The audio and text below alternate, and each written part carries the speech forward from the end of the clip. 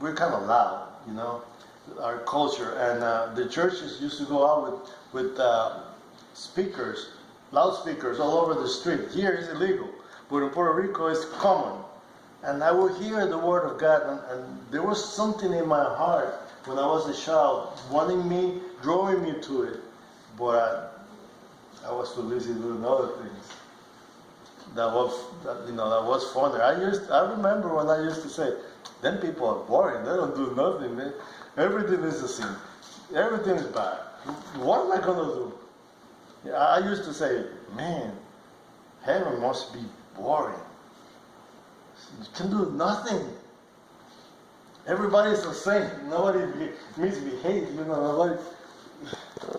That was me thinking, and I carry my life like that. Okay, so I grew up, and I was a normal child. There was an emptiness in my heart. So I took on school because I started seeing that to myself I was a nobody. I was a common guy. Didn't call the attention of any girl. I was pretty much anonymous. Nobody. So I started seeing that the teachers in school, when the kids get the good grades, they treat them different. They give them more respect. They give them more attention. And I That's said, Stephen right there. And I said, I like that. So I started applying myself in school and learning until I was 4.0 in school, and I was getting all this attention, and it felt great. But I didn't know that there was a vacuum inside of me, that I was empty. And I was empty for a reason. I was empty because when I was 1 year old, my mom gave me up. I'm adopted. I don't know my natural fathers or parents. So I didn't know that, okay? There was an emptiness inside of me, but I didn't know why. All I know is that I want to be somebody, and I like the attention that the teachers are giving me. So I studied. That way, I went everything I did had to be the best. In Puerto Rico, I went to the best college. I studied electrical engineering. Then after that, I joined the Air Force. No. Me being a Marine? Nah. Being an Army guy? That's beneath me. I went to the Air Force. To the guys that are out there that don't get killed, because we're the brains. That's me speaking. But again, it's me pumping myself up because I was empty. I was doing a lot of things. People admire you, but people don't know what's inside of you. When I take that uniform, when I'm back in my room by myself, I'm still empty. I come out, I'm the excellent guy. Everybody likes me. I put the front. I sell myself. Okay, but eventually, as life goes on, I got married, had 2 kids, and all of a sudden, divorce came. And I could not jump that hurdle. I tried to maneuver it, but the hurt was so great that it threw me back to who I was. All the school, all the education, all the titles, all the knowledge, it meant nothing to me. I was the same kid, nobody. Because I was rejected. It threw me back to where I was born. A woman rejected me once, and another one rejects me later on as an adult. After I have all these accomplishments where I thought that would keep me safe and somebody would love me because of that. And through that, when this crisis came up, my world that I have made up in my mind came crumbling down. and I had to find something. And I think you may want to think that I went to church. No, I did not go to church. I went to the streets. Okay, I was mad. I was mad at the world. I was mad about life. I was mad about whatever, everybody, everything, and anybody. I was mad. I was hurt. So I wanted to numb my hurt. I wanted to numb my emotions. So what I do, I start partying. I start chasing women. That happened like in my 30s. Okay?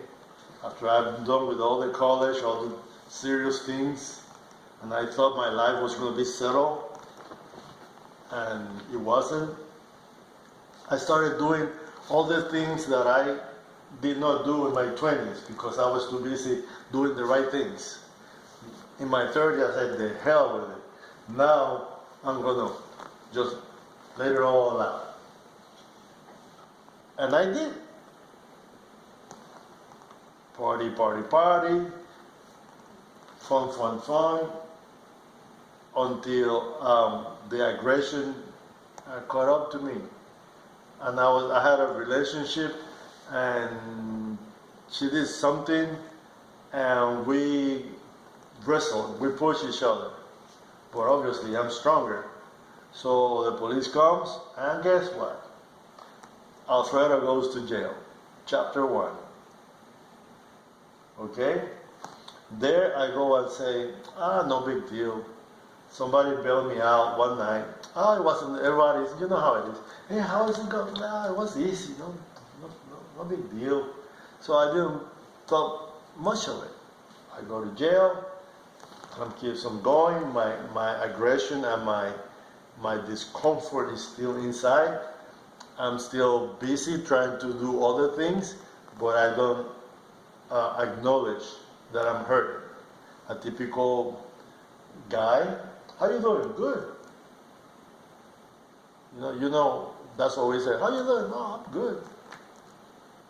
You need help? No. Life goes on. I keep going into relationships after relationships after relationship, and my violence escalates, and I start going to jail over and over and over and over.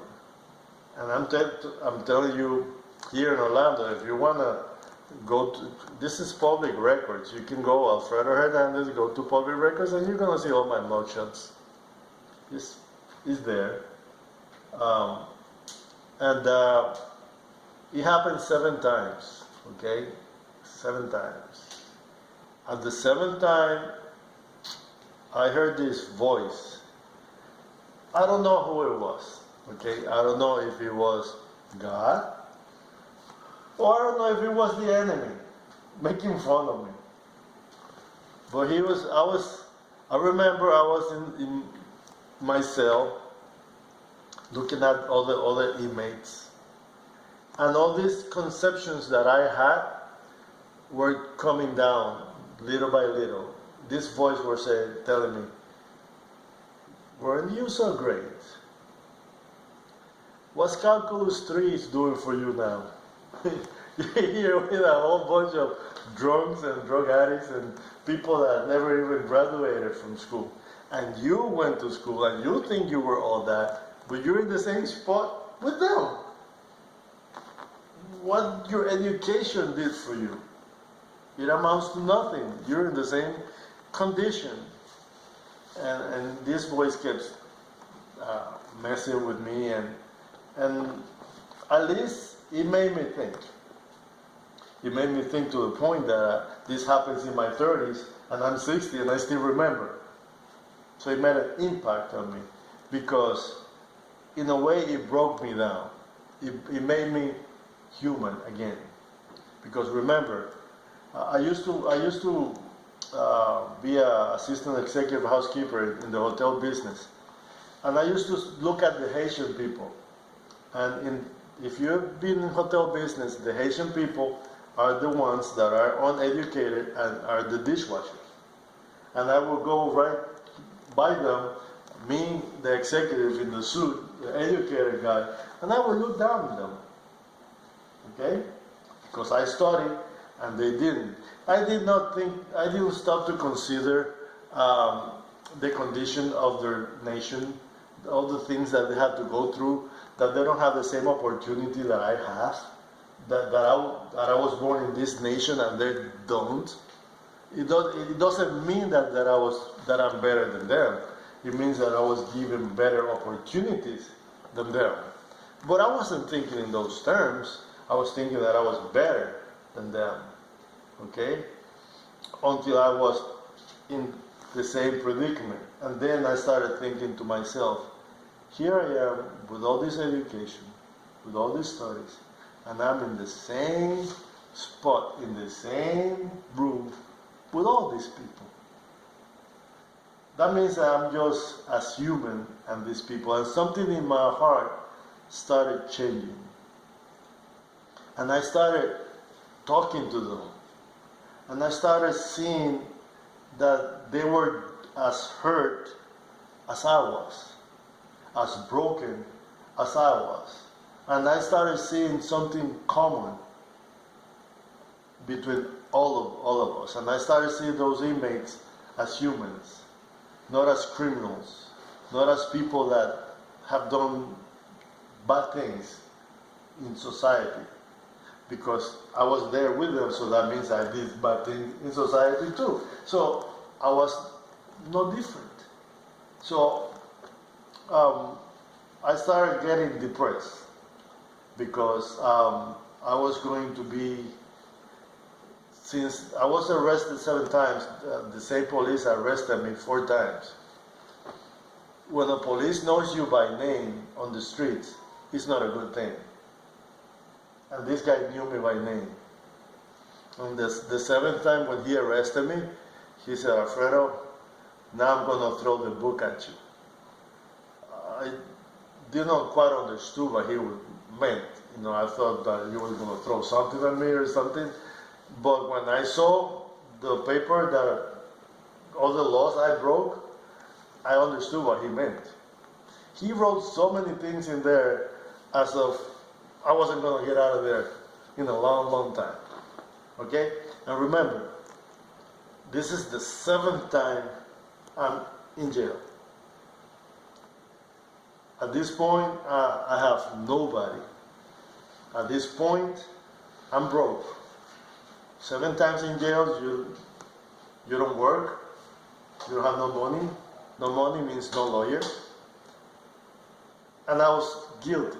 The police saw me doing the crime. I was done.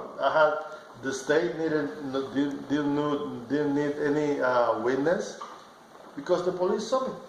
What's your crime, please? You mind sharing? Yeah, it's the same, more of the same, domestic violence. I was messing around with this girlfriend. She was in crack. She was going out with somebody else. I wanted to get her out of that.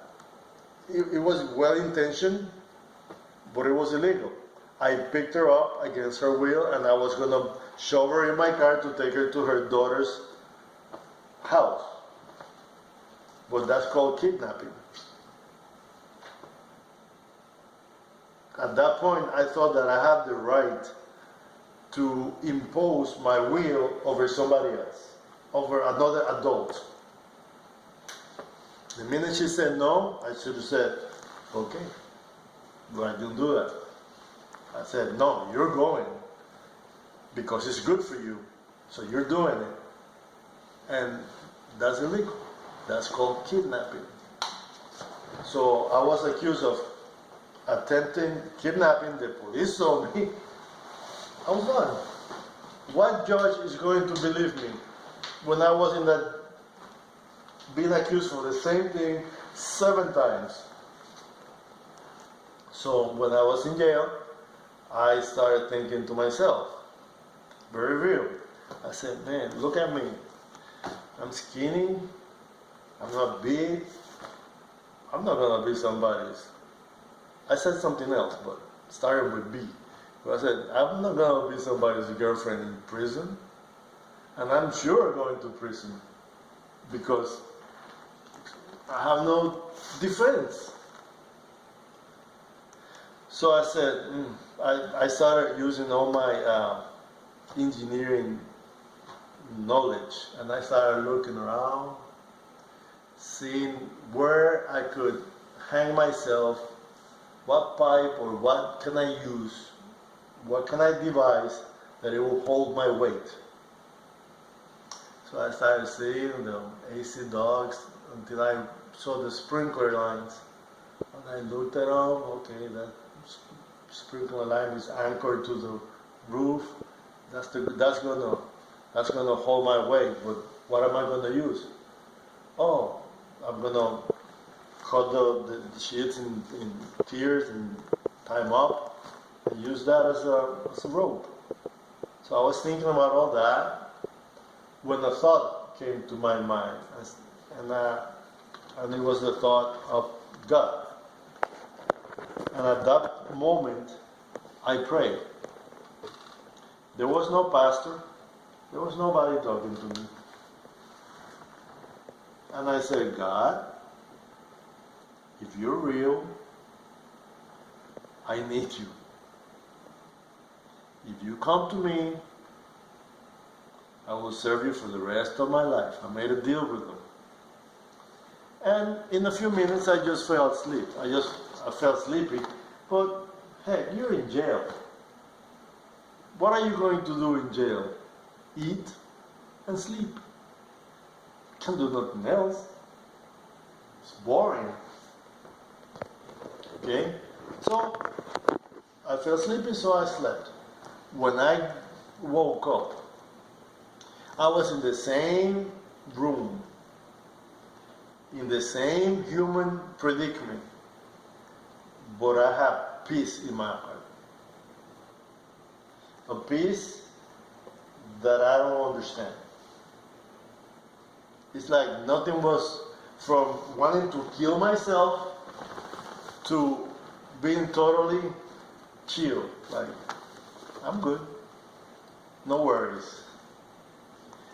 And all of a sudden it dawned on me, and I said, you heard me. And then I said, so you're real, because I'm in this hole. Nobody's around me. I didn't even open my mouth. I didn't even spoke. And you heard me. Not only you heard me, but you came to my life. So I started adding things up. And I said, wow, all this time I thought that I was a nobody. All this time I thought that I was alone. All this time I thought that nobody cared for me. And here it comes, the maker of heaven and earth heard me, even when I was his enemy, because I was doing wrong things. And even in my human condition, he came to me. And when he did that, that's what changed my life around. From being this angry bird to being the person you see now, very relaxed, very calm. Because the void that was empty inside of me, he filled it. Now I don't need nobody to validate me. You can tell me that I'm great, or you can tell me that I'm SOB. I'm like, okay. Because I don't need another human being to validate me, to give value to me, because the one who made me already did it for me. So I'm not hungry inside no more. And that's how I came to realize that there is a God. That I call him God, you may call him whatever you call him, but there is a God. Okay? And then I started reading scripture, Because remember, I'm not religious at all. I don't know anything from anything. Okay, so for the first time in my life, I started reading the Bible. And I started seeing things in that Bible. And I came across the book of Isaiah. And in the book of Isaiah, it describes the way Jesus is going to be crucified and killed. And I go like, wait a minute. I have heard this before. I've seen this story before. And I asked around, hey, when was Isaiah written? People told me about 740 years before Christ. I'm like, huh? And then the analytical, the engineering mind came out, the analyzing stuff. And I said to myself, how can I explain in a logical way that somebody who lived about 700 years ago is going to write in detail how Jesus is going to be, that there was going to be a Jesus and the way he was going to be killed? I'm like, there's got to be something to this. And that's how the God caught my attention, knowing that I am analytical, I analyze things. That's how he got me, through analysis. It wasn't through faith. I cannot tell you that I saw angels and I believe. No, I had to experience and I had to analyze. If somebody told me, I would probably do not believe. So if you don't believe me, I don't blame you. Because back then, if somebody would have told me, I probably would not believe. But that's fine, because God is God. What I'm trying to do is introduce you to the possibility that there is a God. And this God is personal. And there's a possibility that what Christianity claims, it may be true. It may or may not. But how would you know if you don't experience it? I know because I experience it. I'm sharing with you to pique your curiosity and to know, to give you a knowledge, because I'm not the only one that was empty. You guys can be doctors, professionals, all you want. To me, it doesn't impress me, because I know that you're human, and I know that you feel, and I know that you hurt. Okay? Nowadays, I know even more, because as a pastor, every week I do counseling. So I see people in my office all day long that they look normal, but when they open their hearts, there's so much hurt in their lives, and they don't know how to deal with it. Okay?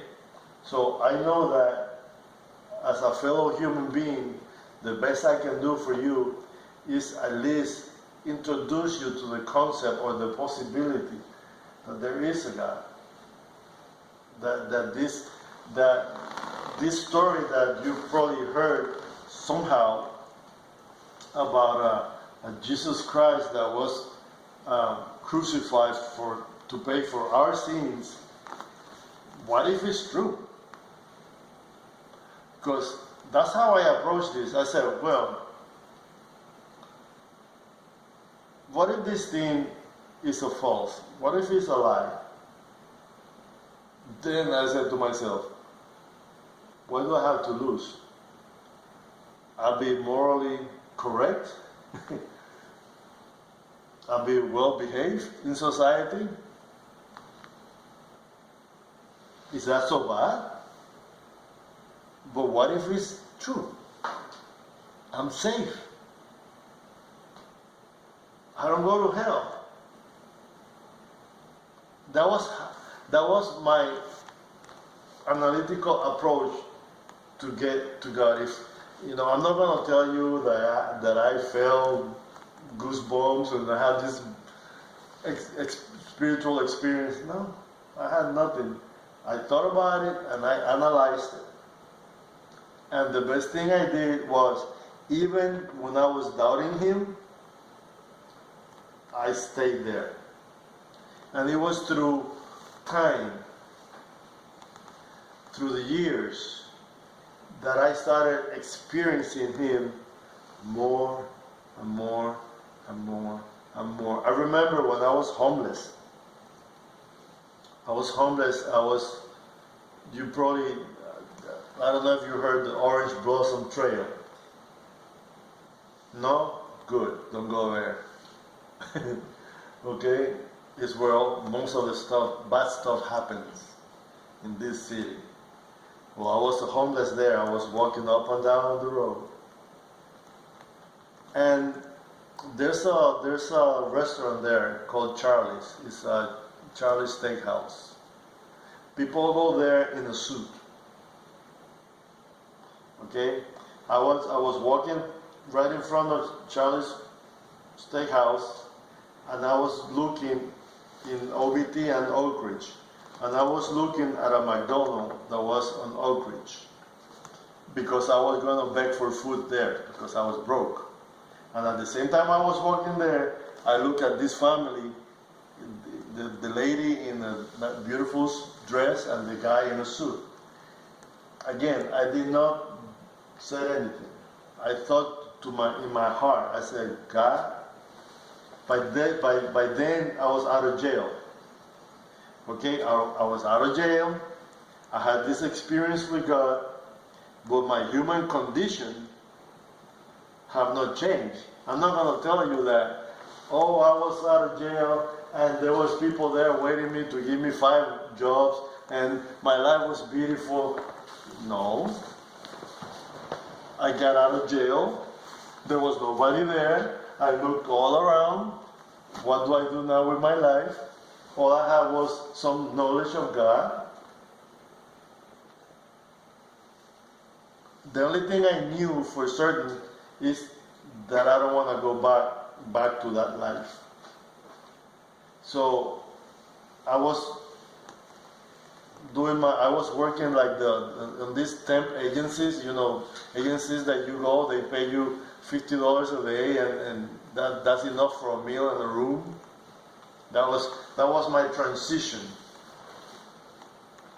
Okay, and in that transition, I had this experience, and I just said in my heart, God, how would I like to be like that one day? So that's what I said. And I kept walking and go ask for food.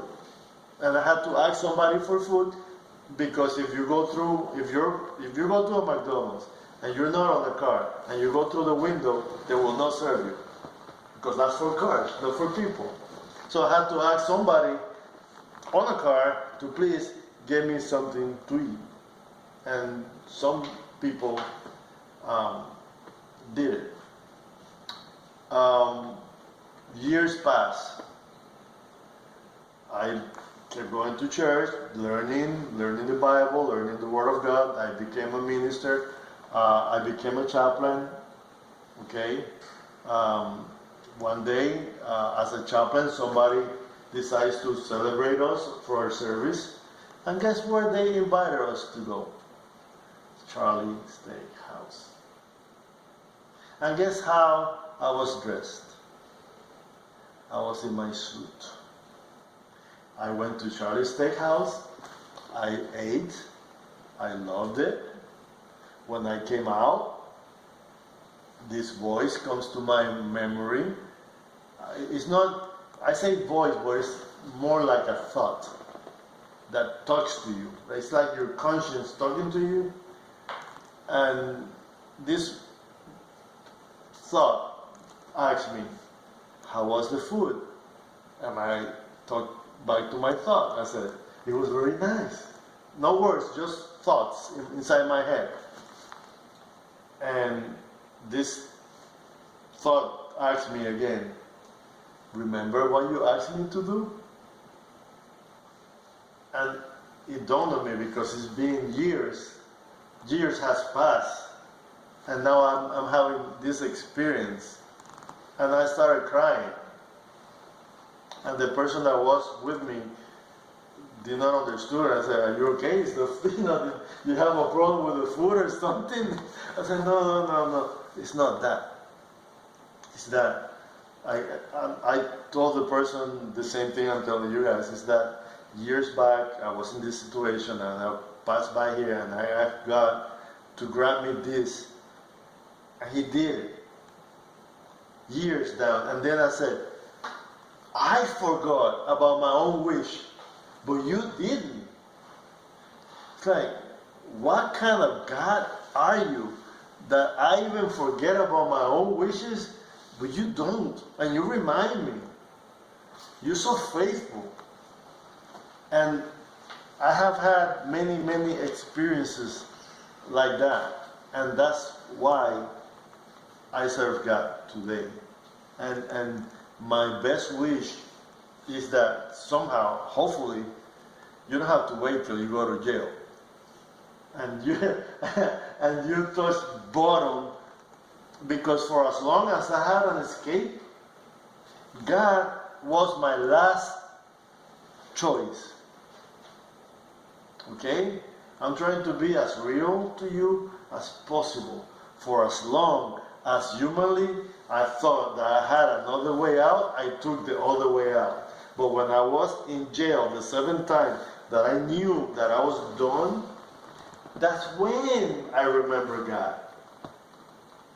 And even, can you,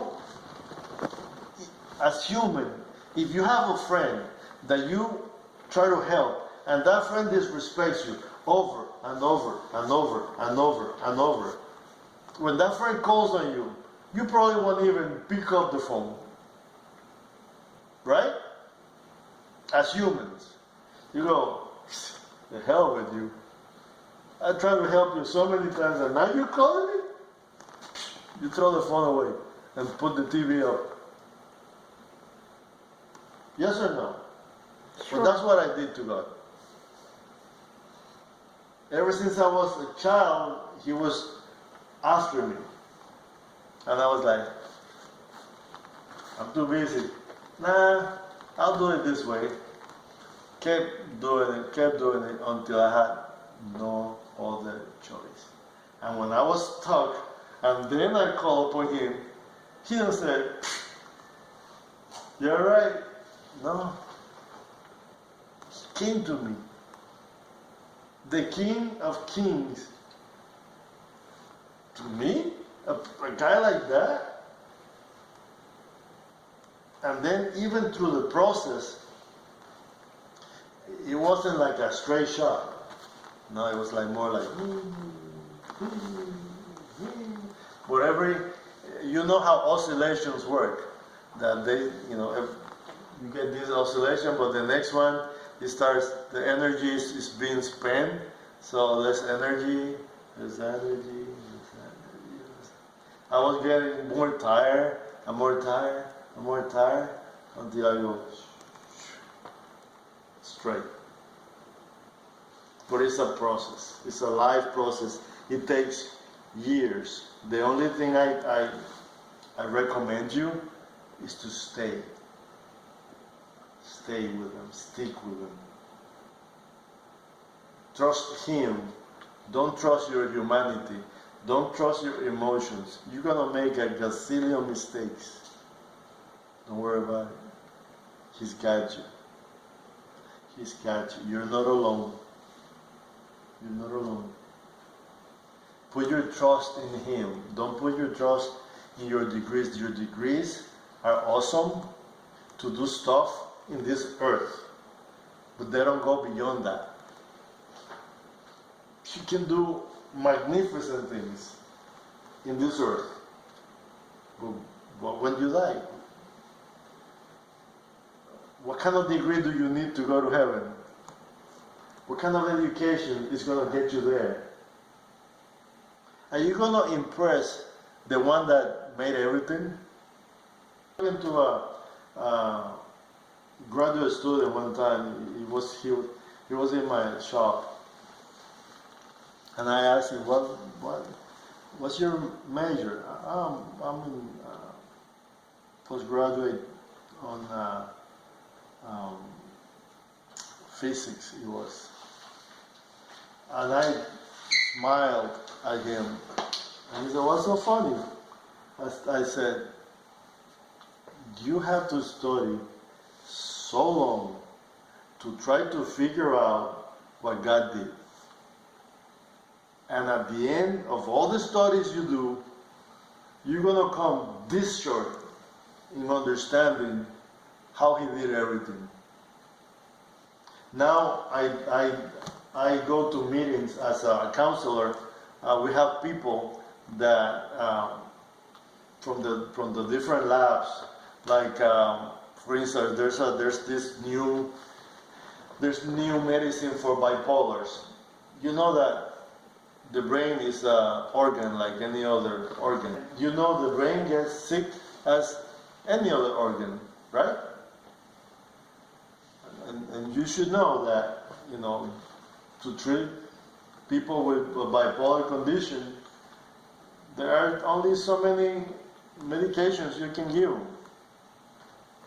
So I go to these presentations, and I smile. I have to smile. I said, "What in the world am I doing here?" I'm in front of experts, neurosurgeons, neuropsychologists, psychiatrists, experts in the field that have studied how the brain works. And to hear them say, "This is as far as we are going because we don't know," it's like,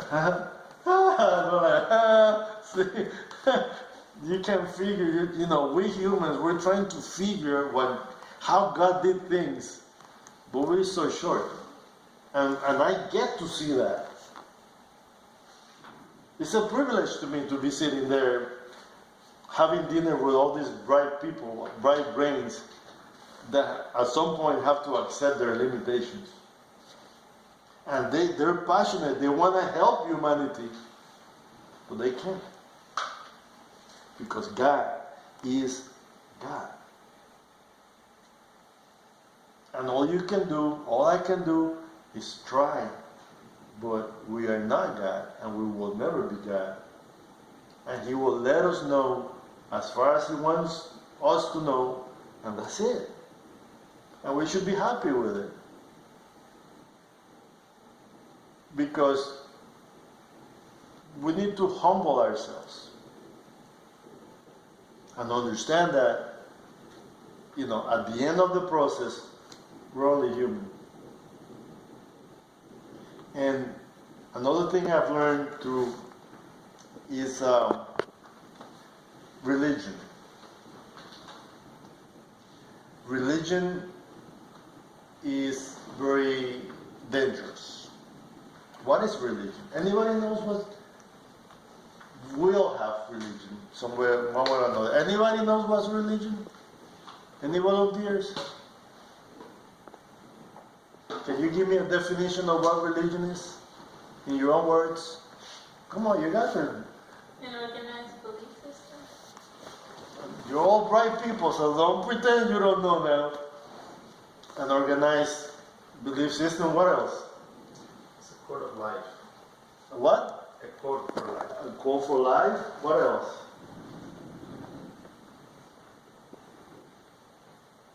I don't know why everybody's looking at you, but... I have no idea. Why look at me? Anybody else?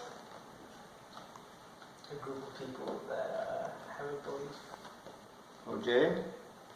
If you notice on all your definitions, the origin of the definition was man-made.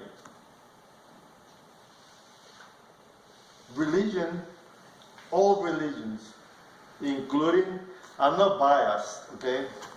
Because to be a pastor, I had to go to college. and I had to study all religions. Okay? And all religions are man-made. All religions claim something, on a certain way to get to God. And that is very dangerous, because that limits God. And God has no limits. So the God I'm presenting to you, I'm not indoctrinating you. I don't want you to be Pentecostal. I'm Pentecostal because that's my background and my cultural knowledge, and I will not pretend for you to do that. But I know that outside from religion there is a God, and all I want you is to think about it and try to approach Him. And when you approach Him and He comes to your life, then you may get to experience God, and then you're gonna like it. And when you like it, you're gonna want more and more, and then your life is gonna be transformed. And that's my intention. My intention is that your life is transformed from where you are, like mine was from where I was. And God approaches all of us, because God did not make Puerto Ricans. God made humans from all countries. You know, culture is a human thing that we cannot change. We were born in a place, and we have some culture and some customs, and that's all human. But that has nothing to do with God. God is the same God for everywhere. And my intention with you today is to leave that thought in you. That this God that we were praising, and you know what it would take to write? Could you write one of these things? Why not? Could you possibly write a love poem about a girl? Stephen can. No? I said possibly. If you really, really try. I guess I have to have strong feelings for what I'm writing about. You have to have some kind of knowledge about that person, about the attributes of that person, and you will write something about that person, correct? Yeah, our little princess did. She wrote to her boyfriend. There you go. And if I asked her to write something about a poem about her baby, she probably could. Why? Because she knows she has a relationship with that being. So that's why you cannot write a worship song, because you don't know God like that. Okay? So I'm inviting you today to try to know God from where you are, in your culture. And I know that He will show up to you, because He loves you the same way He loves me. He understands you. You know, He's the God of India, He's the God of Taiwan, He's the God of Mexico, He's the God of Puerto Rico, He's the God of the United States. He's the same God.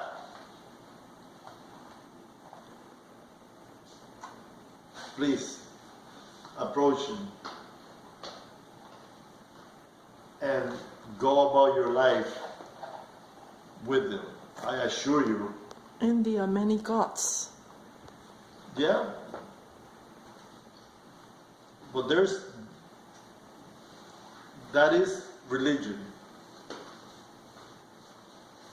If we go to the Pentecostal movement, or the Baptist movement or the Jehovah Witness movement, there will be differences. We all see God in a different way, or we all exalt an area of God, or we all say that God is this way.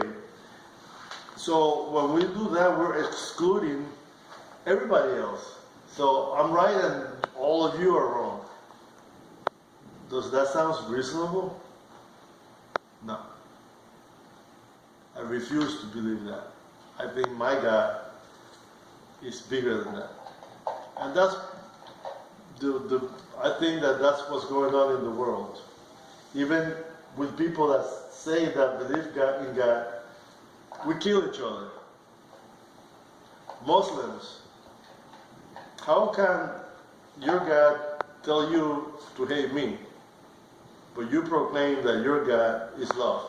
And how come my God tells me to bomb the heck out of you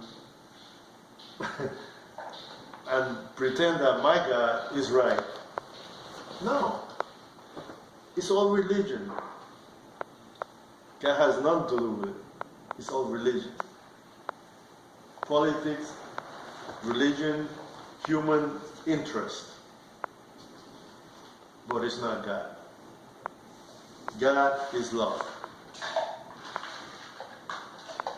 So when you know God, you don't hurt somebody else. It doesn't matter what that somebody else looks like or comes from. When you know God, you put value on everybody just the same. And that's what I'm trying to tell you. So when you go out to your fields, to your careers, to your lives, you take these values with you. And I assure you that your life is going to be better and the life of everybody around you is going to be better.